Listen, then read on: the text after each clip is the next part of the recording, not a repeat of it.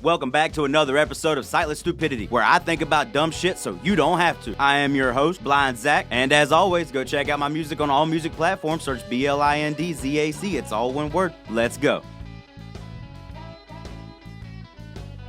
Does anybody else remember when country music was a little more howdy and a little less hi, a little more strong, a little less weak, back when the singers didn't wear their wife's jeans? What the hell happened to country music? You remember back when you had like the duet groups, the two guys that would sing? You know, like you got your Brooks and Dunn, Montgomery Gentry, where a couple boys fight in the parking lot. Nobody called the cops. Hell, even Big and Rich.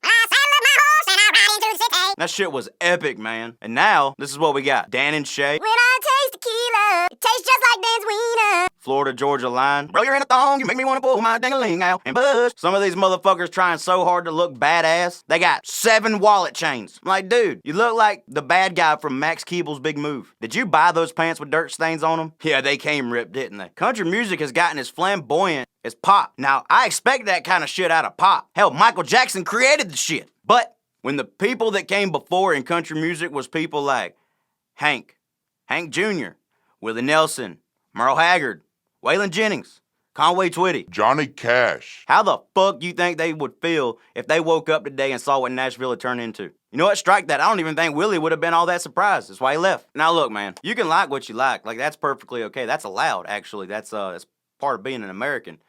But I think we need to do something about people actually calling this type of music Country music. it don't come across as country.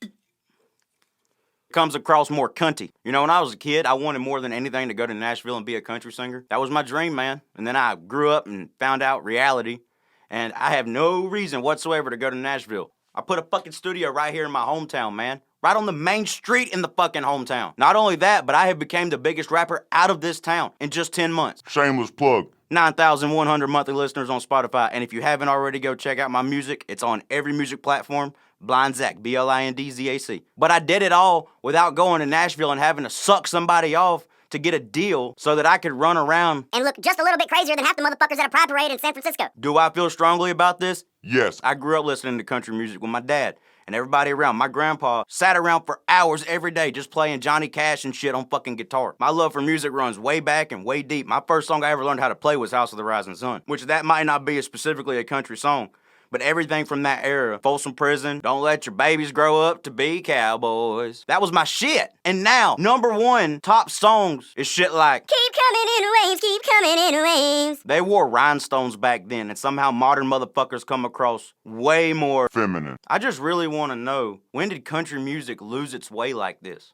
They went from I can kick your ass to I'll fuck you in the ass. God damn!